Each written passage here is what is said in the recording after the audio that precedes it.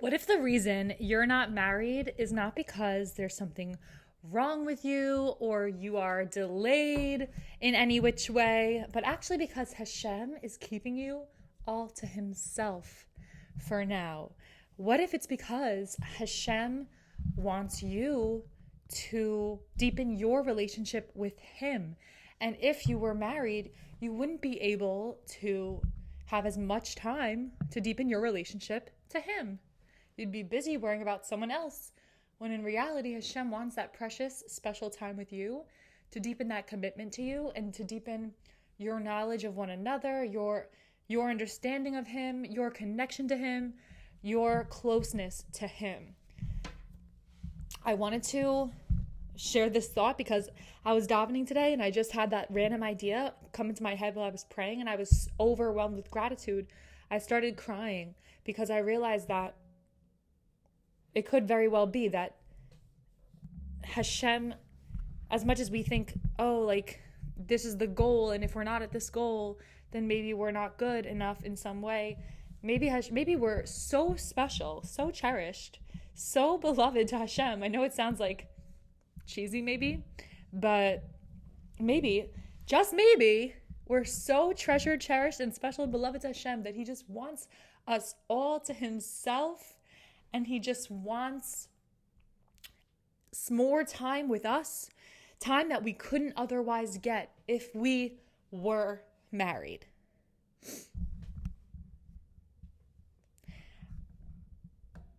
So often I hear advice, and it can't be really stated enough because it's just so important to always be reminded of, is there's things that you could do right now as a single person that you couldn't do if you were married. You wouldn't have maybe the time to develop in your career. Maybe you wouldn't have that time to do chesed if you're involved in a chesed project. Maybe you wouldn't have time to spend with your family as much. Maybe you have a relative that really needs your help and you're supporting right now. You wouldn't have that time for them if you were married. Maybe you wouldn't have time to learn and grow in your avodas Hashem, in your Judaism, if you were married, right? There's so many infinite possibilities of reasons that you need to be single today watching this video. Only you know what they are. Your soul knows what they are. And it's so important that we live every day with the clarity and the mindset of thank you, Hashem, that I'm not married yet, because I'm able to do things today that help you fulfill the mission that you have laid out for me in your world.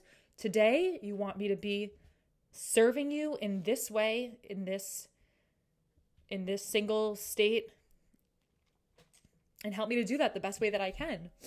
It's not a bad thing, especially when we have that mindset that Hashem really just wants this special time with us and cherishes this time with us. And it's actually so special if you think about it. Like, he almost doesn't want to let go of us in a way. And it's kind of like when you have something like a project that you're working on and you like spent a lot of time on it, and you don't just want to give it to like the first person that comes along. You know what I mean? Like if you have like a really good cake that you're baking, it needs more time in the oven. If you have like a really special thing that you worked on, so you're not just going to sell it to the first person that comes into your store, right? This is not just things to comfort you that are not grounded in reality. These are actual concepts that I heard from a mentor of mine, and it really, really stuck with me about how we can serve Hashem today. Because we couldn't take the opportunity to do things that you can do today that you couldn't do if you were single. Maybe really spend time and think about or write them out. What are those things that you're able to do today that you couldn't do if you were married?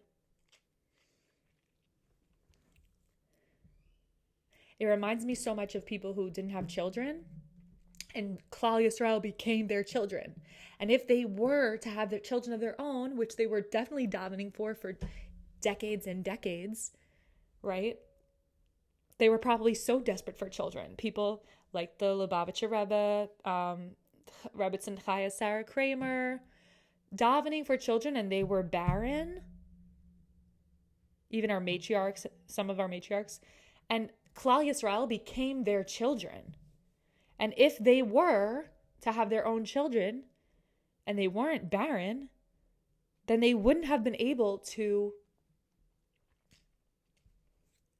help fulfill their mission in the world that they had to fulfill that day, that year. So all of us have a mission.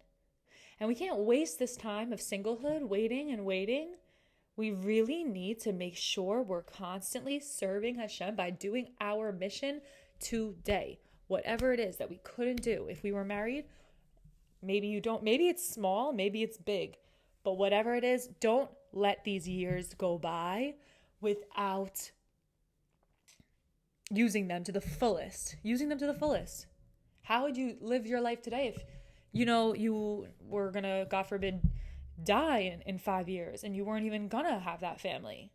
God forbid, lo aleinu. That's like the mindset that I want us to have, so that we don't just end up waiting and wasting our time. Because I heard a rabbi say, I think it was Rabbi Yom Tov Glazer from Aish, I think he said, or no, maybe it was Rebbitzin. It was a Rebbitzin. She said, Rebbitzin Gottlieb, I think. She said, make Hashem your best friend in these periods of singlehood, because this is the chance that you have the most time with him. All humans encounter loneliness at some point in their life. Maybe you're lonely now and you're a young adult and you're not married and you're lonely, and that's so normal. And maybe you're an elderly person, you're going to face loneliness then. We all go through periods of loneliness, every single person. No one gets out without loneliness as being apart sometime in their whole life. Sometime we're all going to experience it. So we have to make Hashem our best friend, deepen our connection with him, talk to him, grow close to him, and use these years to come closest to him as we can, because that's time that's not wasted. We're never going to get that time back. And so I hope this inspires you, and let me know what you think in the comments below, and let me know what you want to see more of, and have a beautiful Shabbos. Talk to you soon.